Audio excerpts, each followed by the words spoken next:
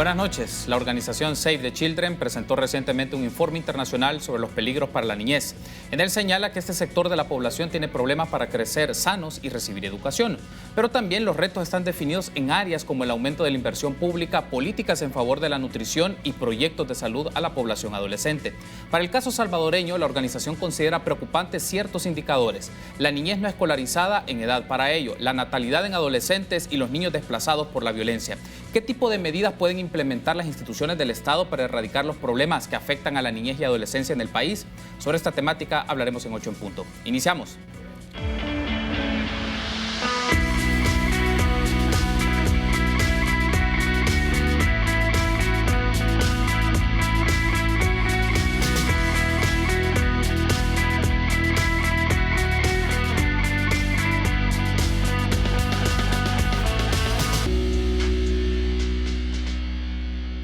Muy buenas noches, qué gusto que nos acompañen en una nueva edición de 8 en punto. Les saluda Carlos Monterrosa, jueves 3 de octubre. Lo vamos a dedicar para hablar sobre un informe de la situación de la niñez y adolescencia recientemente publicado por Save the Children y también cuáles son las prioridades de política pública desde una lectura del campo estatal, es decir, de cómo esta organización ve el trabajo de políticas públicas en función de la niñez y la adolescencia. Y es un gusto para mí recibir a Margarita Franco, directora de calidad de Save the Children, nuestra invitada de esta noche. Bienvenida, Margarita, qué gusto que nos acompañe. Muchas gracias por el espacio y un saludo a su audiencia. Bueno, tenemos varios temas que desarrollar y para eso tenemos la siguiente nota de contexto.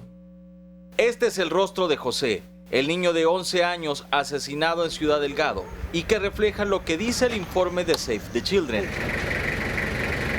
Según el documento, El Salvador está entre los 4 países con las tasas más altas de homicidios entre adolescentes. El Salvador todavía es uno de los 5 países con las tasas de homicidio en niñez más altas del mundo. En este caso es importante recordar que entonces, a pesar de la mejoría que nosotros tenemos, es importante apostarle mucho más, no solamente a la prevención, cuáles las organizaciones que trabajamos en niñez y el Sistema de Naciones Unidas también han podido estar recogiendo data a partir del año 2000 en relación a estos 8 indicadores y ha podido situar un índice. Son 8 indicadores en los que se basa la investigación para medir el progreso de las condiciones de vida en los menores de edad. Tenemos dificultades. El primero de ellos es el indicador de la niñez que está desescolarizada, es decir, la niñez que está fuera de la escuela. De hace 3 años a la fecha, hace 3 años nosotros teníamos un porcentaje de 10.1% de estudiantes que estaban fuera de la escuela. En este año, nosotros tenemos 22.5%. Otro de los factores que llama la atención es la población desplazada debido a un conflicto. Los otros indicadores, como ya mencioné, había dicho el indicador de mortalidad infantil, pero también el de retardo en el crecimiento o desnutrición. De acuerdo a Save the Children, aún faltan muchos retos que cumplir para mejorar las condiciones de vida de la niñez salvadoreña. El Salvador se encuentra en la posición 124 de 176 países a nivel mundial. Para Teleprensa Canal 33, Víctor Hernández. Agradecemos a Víctor Hernández de Teleprensa que nos ofrece esta nota introductoria del tema que vamos a desarrollar en el transcurso de este programa con Margarita Franco, directora de calidad de Save the Children. Me gustaría hablar un poco en este inicio, Margarita, sobre el informe internacional, particularmente en qué consiste esta forma de medición de los peligros para la niñez, porque entiendo que así es titulado un informe que desarrolla esta organización. Entonces, ¿en qué consiste este informe? Muy bien, muchas gracias. Fíjese que creemos en principio que cuando nosotros vamos a incidir no solamente en el desarrollo de programas, sino también de política pública, es importante tomar decisiones informadas. Y sobre esto entonces es vital tener la evidencia que me dice, no solamente que me da una fotografía de lo que puede estar sucediendo en este caso con la niñez, sino que ojalá me permite construir una película para poder saber cuál es la evolución que nosotros tenemos desde un punto cero hasta un punto X en el tiempo. Entonces, con base a eso, nuestra organización identificó 8 indicadores. Por supuesto que podríamos encontrar muchísimos más indicadores, pero encontramos identificamos estos 8 indicadores que de tener un comportamiento o de tener un desempeño bajo en estos indicadores, cada uno de estos podría finalizar la infancia de cualquier niña o niño.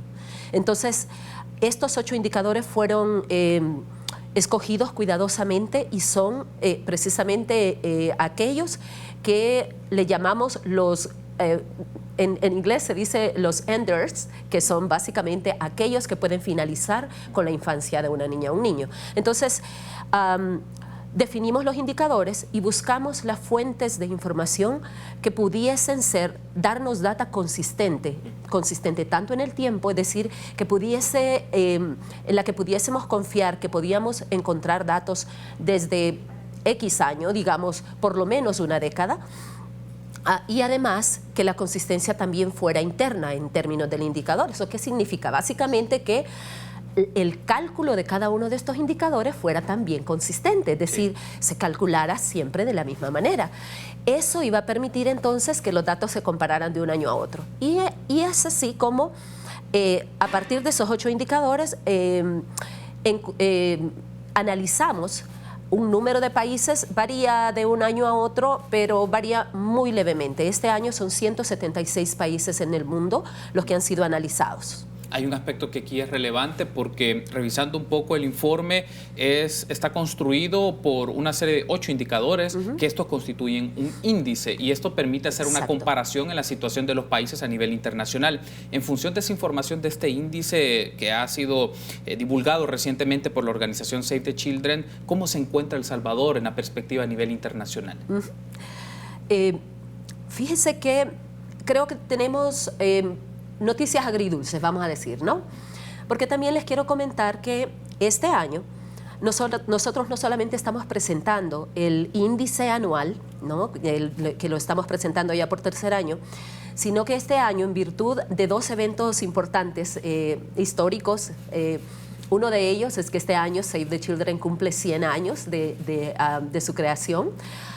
Y lo otro es que este año, como usted sabe, se cumplen también los 30 años de la Declaración de Derechos de la Niñez. Entonces, decidimos que íbamos a ir un paso más allá. Y completamos un análisis ya no únicamente de estos, del año y que podemos referir, por ejemplo, a los últimos 3 años, sino de los últimos 20 años. Entonces, ¿por qué le decía yo en su pregunta que hay noticias agridulces? Bueno, porque en términos generales, cuando nosotros vemos la evolución de El Salvador en los últimos 20 años, hemos avanzado 51 puntos desde donde nosotros estábamos en el año 2000 hasta el año 2019. Entonces, en realidad, básicamente, yo diría el 80% de los indicadores hemos tenido avances y avances sustanciales. Hay indicadores que se han comportado incluso muchísimo, pero muchísimo, muy bien.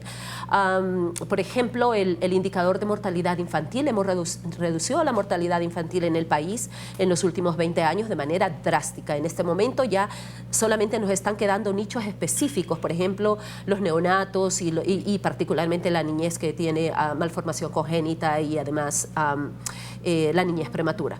Pero entonces, en términos generales, hemos avanzado mucho. Muchos menos niños en nuestro país están perdiendo su niñez debido a cualquiera de todos estos indicadores. Sin embargo, cuando nosotros analizamos algunos indicadores, vemos que en realidad, 2 indicadores en particular, que en realidad no solamente no hemos avanzado, sino que hemos retrocedido sustantivamente.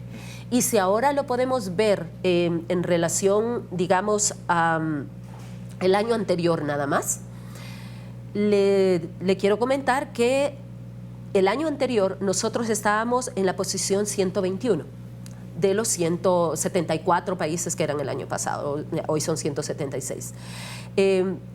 Mientras más cerca esté usted del número 1, es mejor. Claro. Si está más cerca del número 176, es peor.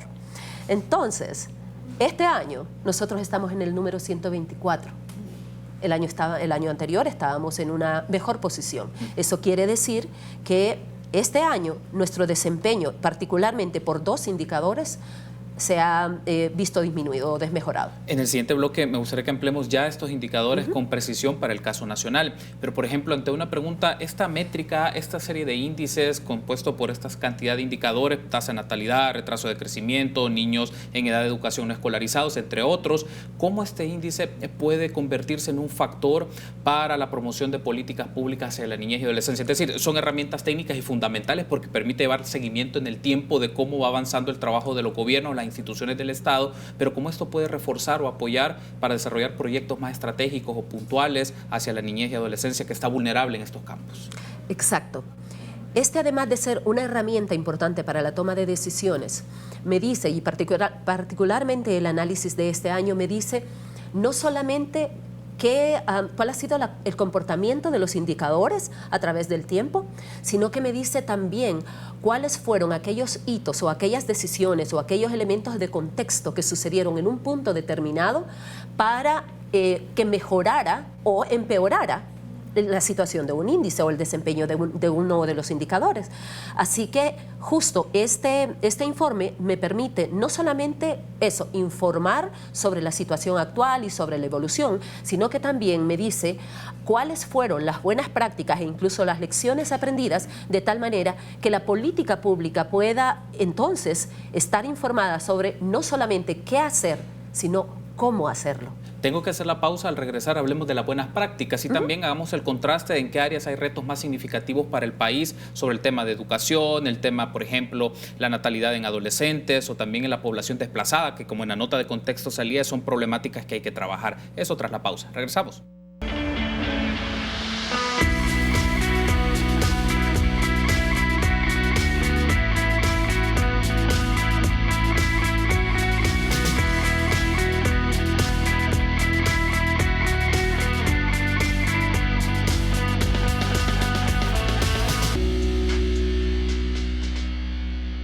Una mención importante: si estás ahorrando, estás ganando. Por cada $150 que ahorres, participas en sorteos en efectivo y premios al instante por más de $60,000. Ahorra y gana con Banco Promérica. Continuamos platicando esta noche del jueves 3 de octubre con Margarita Franco, directora de calidad de Save the Children. En este momento va a aparecer un extracto de un video que ha trabajado Save the Children que retrata desde la voz de los niños los indicadores que este informe que está desarrollando de la situación de la niñez a nivel internacional y obviamente también el caso salvadoreño. Escuchemos. Continuamos platicando esta noche.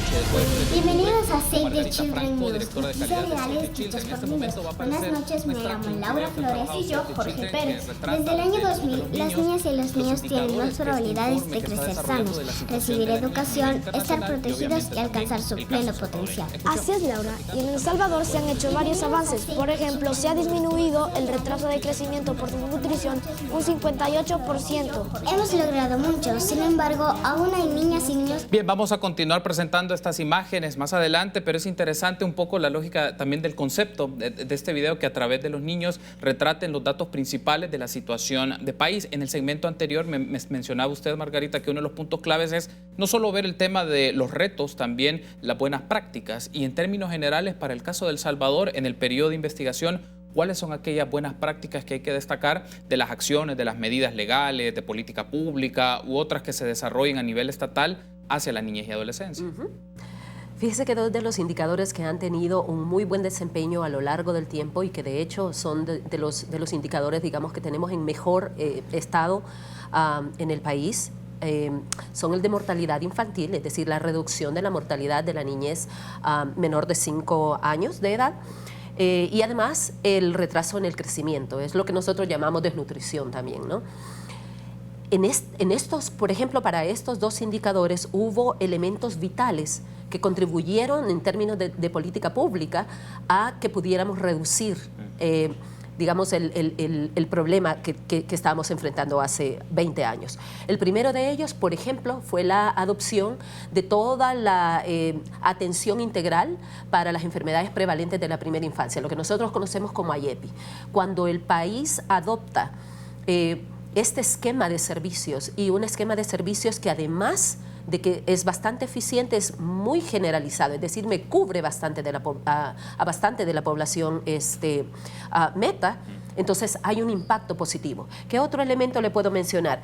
Nosotros nos adherimos a la declaración de los objetivos del milenio, y eso implicó también la generación de programas específicos y le puedo mencionar, por ejemplo, la política de salud alimentaria que se lanzó en 2011. Le puedo mencionar también, por ejemplo, la alianza que se hizo con mucha, por ejemplo, de la sociedad civil, especialmente los organismos de cooperación, para que pudieran todos estar enfocados, sabiendo cuál es nuestro horizonte e invertir en ese horizonte. Entonces, cuando logramos, por ejemplo, que la inversión no solamente del sector público, sino que también del sector privado, del sector de sociedad civil, se enruten dentro de un enfoque común, entonces nosotros podemos hacer mucha mejor incidencia o tener mucho mejor impacto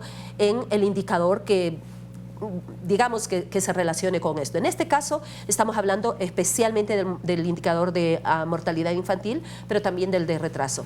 Y ha habido también otros. Fíjese que hay, por ejemplo, le puedo mencionar que en el indicador de trabajo infantil, nosotros también tuvimos, como país me refiero, también tuvimos la signatura, digamos, o la firma o la adhesión a convenios, por ejemplo, como el convenio con la OIT para determinar la edad mínima y las peores formas de trabajo infantil, por ejemplo.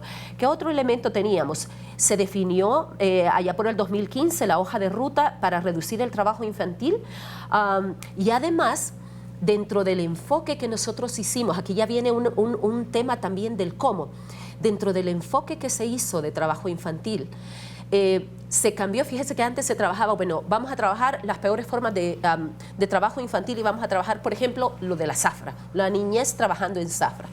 Pero a partir del año 2015, si mal no recuerdo, fue en el 2012, hubo un cambio de enfoque en el cual empezaron a trabajar de manera comunitaria. Entonces decía, bueno, en esta localidad vamos a trabajar no únicamente, digamos, la niñez que trabaja en zafra, sino también vamos a trabajar las otras formas de trabajo infantil de esta localidad. Entonces era una forma de abordaje mucho más integral. ¿Podríamos decir, Margarita, que los avances están marcados en el cumplimiento o adhesión a convenios internacionales, la aplicación de sistemas de implementación y también ampliar algunos proyectos o algunos programas como el que usted me mencionaba de las peores formas de trabajo infantil, pero también se van moviendo a otros segmentos? Quiero pedir a producción que ya tenemos listo extracto de este video que mencionábamos y teníamos unas imágenes recién para que lo veamos con un poco más de detenimiento e incorporemos luego algunos full pantalla sobre algunos de los indicadores que este informe también dice que hay que destacar o hay que observar con más detenimiento.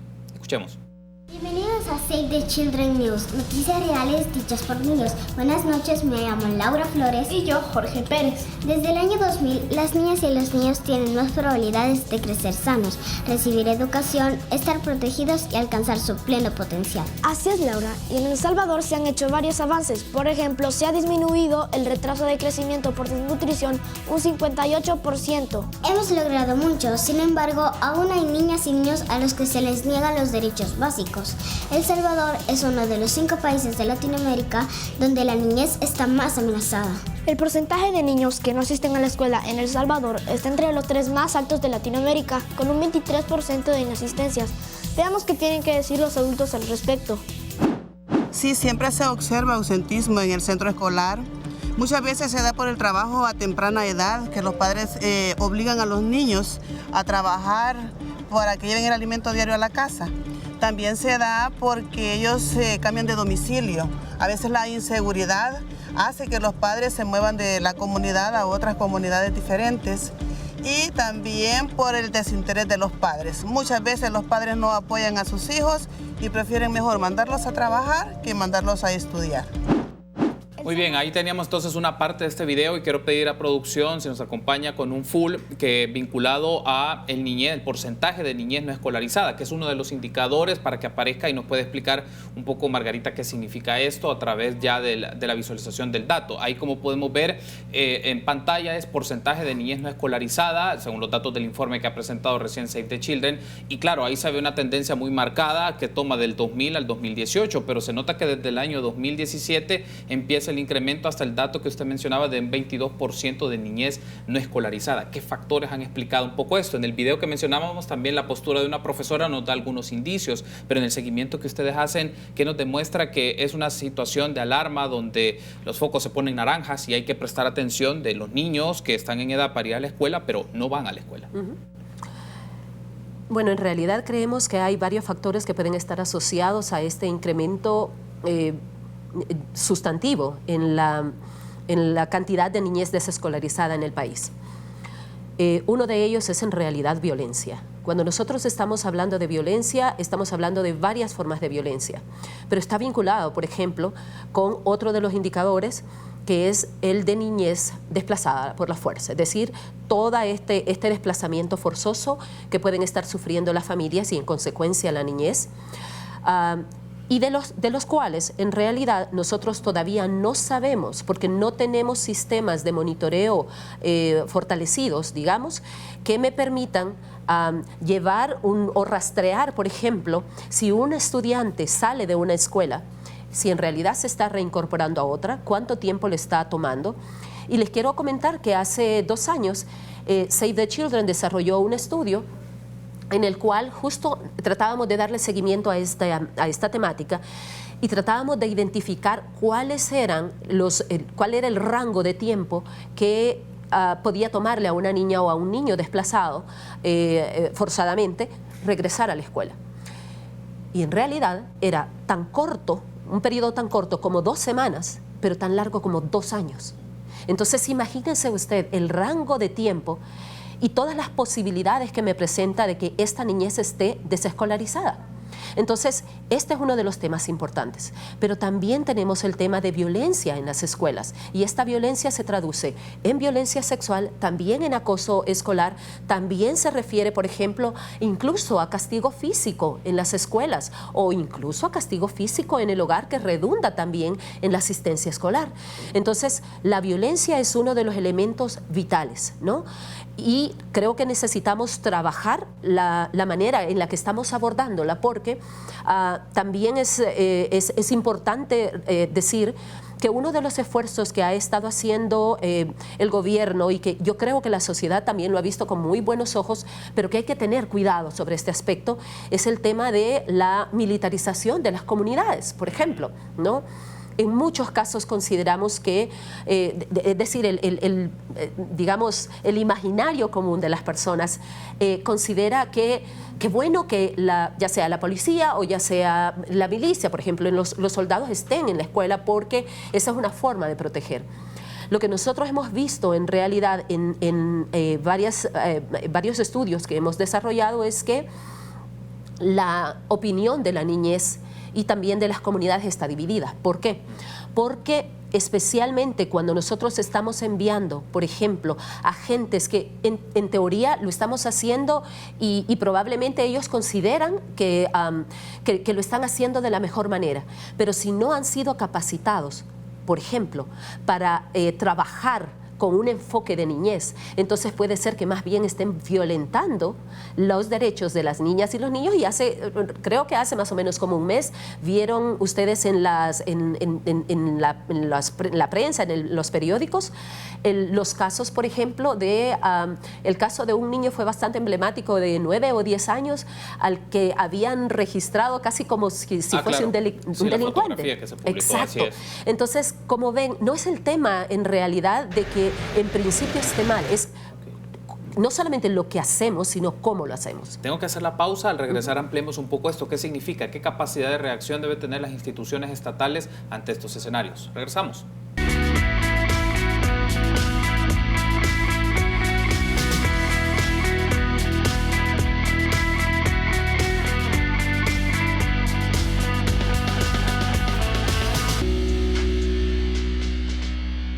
Continuamos platicando esta noche con Margarita Franco, directora de calidad de Save the Children. Hablamos un poco sobre el informe de la situación de la niñez y adolescencia en el país, pero también prioridades de política pública en este campo.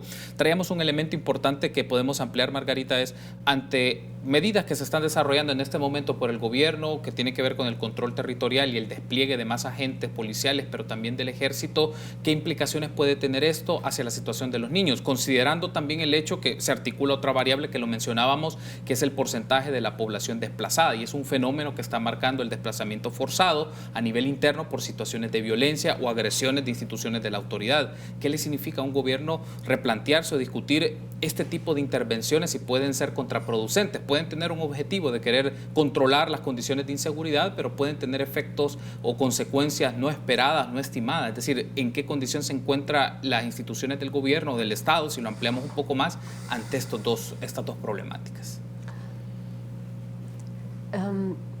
Creería que hay un elemento de vulnerabilidad ahí y que está relacionado justo, digamos, con el tema global que estamos hablando, que es el tema de monitoreo de la data. Entonces, por supuesto que nosotros, digamos, como país o en términos generales, la política pública está buscando mejorar las condiciones de vida de la población y en este caso también de la niñez, probablemente reducir las tasas de violencia que nosotros tenemos en las comunidades, en las escuelas, etcétera, ¿no? Pero creo que es importante que los sistemas de monitoreo sobre lo que está sucediendo o me puedan dar cuenta no solamente de manera confiable, sino también de manera oportuna de qué es lo que está sucediendo para poder entonces reaccionar a tiempo y corregir un rumbo si es que no es el que no está resultando, digamos, lo que nos habíamos esperado o lo que habíamos planificado. Entonces, en este sentido, yo creo que una de las cosas importantes que nosotros podemos hacer es que debemos fortalecer los sistemas de monitoreo, pero también de rendición de cuentas, ¿no? Porque es importante que las poblaciones sepan no solamente cuál es la política pública, qué es lo que estamos tratando de hacer y además qué es o cuáles son los resultados que hasta el momento nosotros estamos viendo. Entonces, si se fija, todo el tema, por ejemplo, que nosotros traemos de construir un índice, o en este caso un índice global y que se mantenga a través del transcurso de los años, es vital también para que nosotros lo adoptemos dentro de las distintas instituciones y programas que nosotros estamos desarrollando en política pública, porque al final de cuentas, si es una política pública, precisamente tiene fondos públicos. Y estos fondos públicos nosotros tenemos que dar cuenta de ello, ¿no? Así que consideramos que también este es otro de los elementos importantes. Con la presentación de estos datos, particularmente, Margarita, ¿han tenido alguna reacción o un contraste, por ejemplo, del trabajo? Me refiero en el trabajo de los datos y la información oficial que presenta el ISNA, el CONNA, la Procuraduría General de la República o la de Procuraduría de Derechos Humanos. ¿Han tenido un contraste sobre esa cifra? ¿Ven ustedes diferencias marcadas sobre estos datos en particular o puntos en los que ustedes mencionen aquí se tiene que ajustar, se debe de mejorar o precisar o tener más claridad en esta línea base, digamos, en esta serie de indicadores? Fíjese que tanto como diferencias, no necesariamente, porque una de las características, digamos, de cómo nosotros calculamos los indicadores es que además de que está muy claro de dónde sacamos la data, nosotros usamos siempre data oficial, porque en términos generales nosotros como organización sabemos que es mucho más fácil hablar con cualquier gobierno de cualquier país en el mundo si yo estoy usando su data oficial. Así que en ese sentido podrán haber algunas diferencias, pero no son tan sustantivas, especialmente porque nosotros utilizamos la data más reciente oficial que podamos encontrar disponible, ¿no? Sin embargo, lo que sí le puedo decir es que las instituciones locales sí tienen datos que nosotros, por ejemplo, a los cuales nosotros no tenemos acceso, porque muchos de nuestros datos vienen, por ejemplo, de la base de datos, gracias, sí. De la base de datos, por ejemplo, de la OMS, de UNESCO, de UNICEF, es decir, estamos hablando de todos estos datos que los países, que los gobiernos reportan y que llegan entonces a estos grandes sistemas que me hacen la metadata, ¿no? Localmente nosotros tenemos datos que no están siendo reportados necesariamente. ¿Qué tipo de datos son? Uno de los datos, por ejemplo, que le puedo precisamente comentar es el de desplazamiento forzado. A veces porque no se tiene o a veces porque en realidad no se tiene de manera tan sistemática. ¿no? Entonces, fíjese que el dato que nosotros tenemos, por ejemplo, de desplazamiento forzado, e incluso el dato todavía que tenemos de niñez que trabaja, la data que nosotros estamos colocando ahí tiene una advertencia y dice el dato viene más reciente viene del año, por ejemplo, en este caso 2017. Sí. Entonces dice, debe interpretarse con cautela. ¿Por qué? Porque entonces el indicador resulta que puede tener un subregistro importante.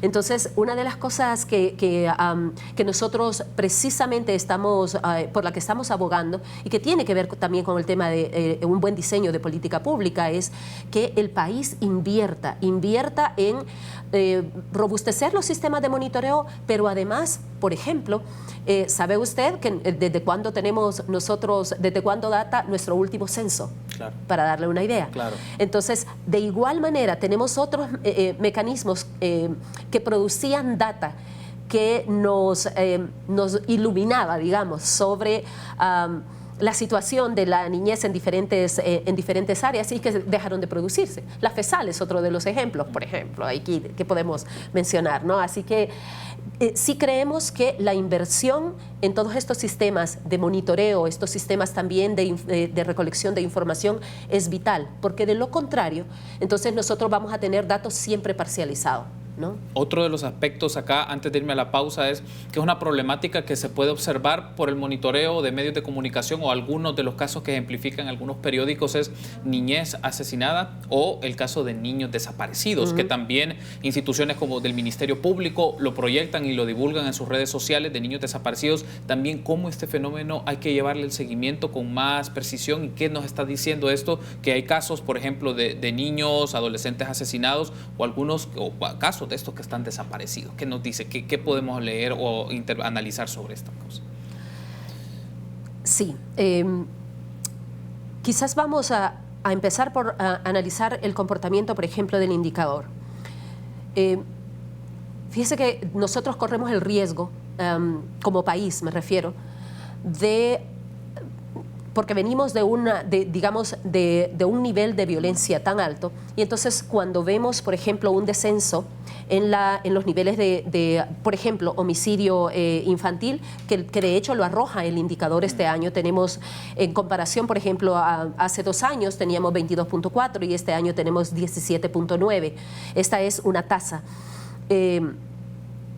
Sí hemos reducido, pero si yo le digo que seguimos siendo uno de los 5 países con la tasa de homicidio infantil más alta en el mundo. No le estoy diciendo en la región, le estoy diciendo en el mundo. Y que estas tasas de homicidio infantil son incluso más altas que las que se dan, por ejemplo, en países que tienen una guerra declarada. Le dice entonces que todavía tenemos y debemos tratar esto como una emergencia nacional, ¿no? Y ahorita estamos hablando solamente del homicidio infantil. Obviamente nosotros sabemos que el homicidio, por ejemplo, en adolescentes y jóvenes es obviamente un fenómeno que abarca mucho más. Entonces, cuando hablamos del tema de violencia y particularmente de homicidios, además de todo el tema que hemos mencionado ya de monitoreo, sí creemos que es importante reforzar, sí, la inversión en prevención, pero además también en mitigación. Nosotros hay muchos de los efectos de violencia que nosotros no estamos atendiendo. Todo el tema, imagínense el caldo de cultivo que estamos creando de una sociedad que está casi condenada a seguir siendo violenta si nosotros no mitigamos en este momento los efectos que la violencia está dejando como mella en el imaginario, en el elemento emocional de nuestra niñez. Entonces ese es otro de los elementos que también es importante retomar. Hago la pausa y al regresar hablemos un poco también de estos casos de niños desaparecidos o el caso de también, si nos movemos al tema migratorio, de los niños retornados, por ejemplo, que han tenido flujos migratorios. ¿Qué significa esto? Y el tema del presupuesto 2020, que hablan sobre una política integral de desarrollo infantil temprano. ¿Qué significa esto? Esto a la pausa.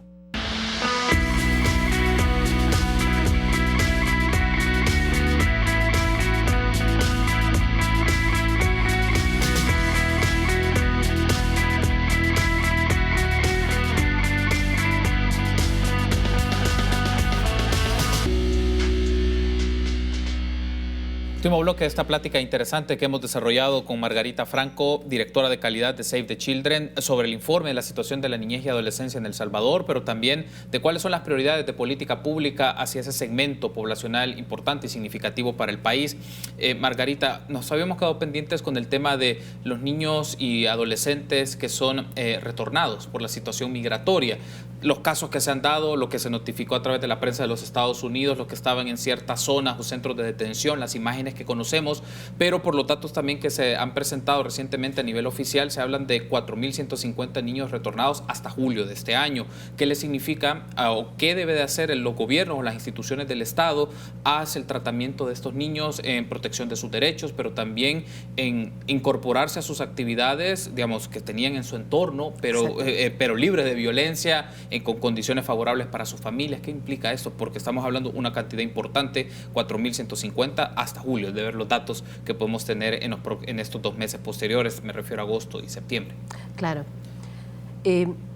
Creemos, Save the Children considera que el tema de esta atención integral e integrada, si lo podemos llamar, para la niñez, en este caso a la niñez retornada, pero en términos generales, los programas que están dirigidos a la niñez deberían de tener esta integralidad. Entonces, cuando tenemos, por ejemplo, a una niña o a un niño retornado, recuerda cuando hablábamos del caso, por ejemplo, de la niñez desescolarizada, que es uno de los indicadores que más deprimidos tenemos en este momento.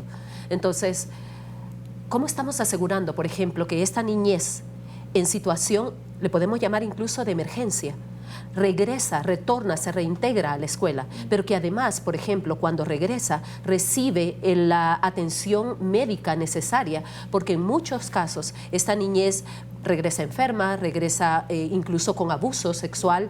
Entonces, vea cómo el tema de protegerlos, ¿no? Porque a veces ni siquiera tienen la posibilidad de regresar a su comunidad de origen, sino que van a tener que ser reubicados.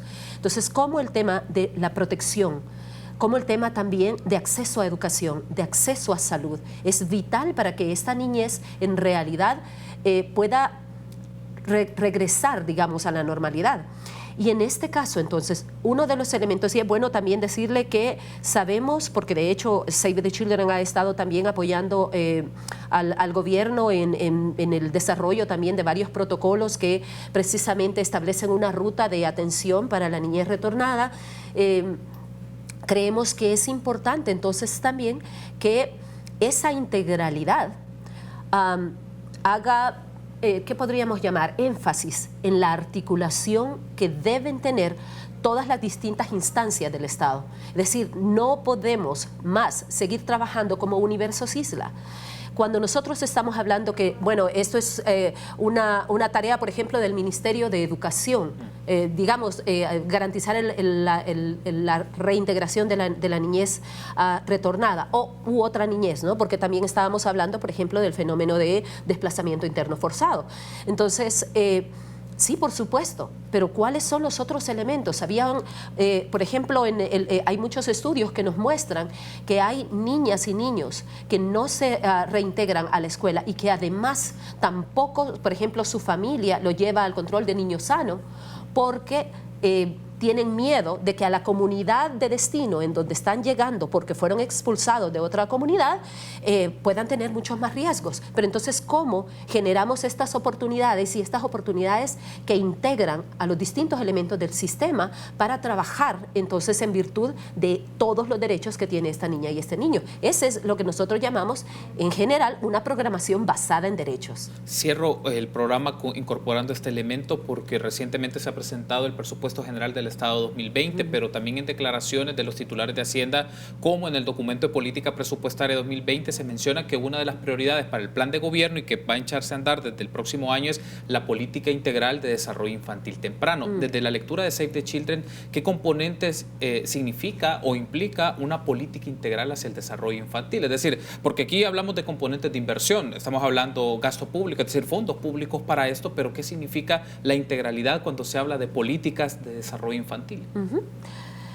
Sí, y en realidad saludamos que que nuestro país pueda retomar o reforzar el enfoque también de atención a la primera infancia. Para nosotros esto es uno de los elementos vitales y le diré que sí, en la última década el país también ha hecho avances sustantivos en términos de primera infancia. Tenemos, por ejemplo, un currículo nacional de primera infancia que además de que trabaja ya, por ejemplo, el desarrollo de la niñez en las 5 áreas de desarrollo y lo hace ya por edad y no solamente por segmento educativo, y trata también, tiene opciones, digamos, para trabajar con la niñez más pequeña, por ejemplo, 0 a 3, se puede también ya trabajar con ciertos programas. Sí creemos que es necesario que en algún momento llegamos a ralentizar no solamente la inversión, sino también la acción que estamos haciendo en primera infancia. Entonces, cuando se trata, por ejemplo, de la política de inversión en primera infancia, hay 2 elementos clave que, digamos, la evidencia en términos generales me sugiere. Número 1, debo invertir. Obviamente, este es el rango de edad que tiene la mayor tasa de retorno. De hecho, no solamente es de 7 a 1, es decir, por cada dólar que se invierte se tienen 7 dólares de retorno, sino que cuando se invierte en las poblaciones más vulnerables, el retorno de la inversión puede ser tan alto como de 19 a 1. Entonces, este es uno de los elementos básicos porque cuando nosotros invertimos, por ejemplo, en primera infancia, hay que focalizar también a la población más vulnerable. Este es uno de los elementos. El otro elemento que siempre nos está remarcando, digamos, la evidencia internacional, es el hecho de que nosotros también articulemos el sistema, es decir, a la integralidad de la que hemos estado hablando previamente y además el hecho de que los diferentes entes del Estado que son garantes de los derechos de la niñez necesitan articularse efectivamente, es decir, ya tener elementos de articulación no únicamente en discurso, sino que tiene que traducirse en rutas, en protocolos específicos de acción que digamos, enlacen los diferentes servicios a los que puede acceder una niña o un niño. Por ejemplo, para darle una idea, hay un estudio que sacó la Alianza Global por la Educación a mediados en realidad fue, de 2017, que me dice que nosotros deberíamos, los países deberían de estar promoviendo servicios de salud basados en la escuela, porque tienen no solamente alta tasa de retorno, sino que también me dice que son mucho más costo eficientes. Entonces, hay elementos, por ejemplo, de salud que no están llegando, digamos, especialmente, por ejemplo, a los adolescentes más jóvenes o a otras poblaciones, y es importante que se articulen, entonces. Quiero darle las gracias, Margarita, por acompañarnos y darnos esta lectura de este informe, pero también nos permite involucrarnos al análisis que tiene Save the Children de algunos de los problemas de país que afectan a la niñez y adolescencia y por dónde pasa también la hoja de ruta de trabajo de las instituciones gubernamentales. Gracias por habernos acompañado. Ha sido un gusto, Margarita. Muchísimas gracias y bueno, gracias también a su audiencia y les invito a que puedan ver el informe completo. Pueden ingresar a nuestras redes sociales y ahí están los vínculos en donde van a poder encontrar no solamente el informe completo global de los 176 países, sino un análisis que hemos hecho, que le comentaba, de los 20 años, en donde están tanto las buenas prácticas que hemos venido haciendo, las lecciones aprendidas que tenemos como país y obviamente el estado de los indicadores. Gracias a usted por haber estado con nosotros y a ustedes también, amigos. Será hasta mañana, 8 en punto. Buenas noches.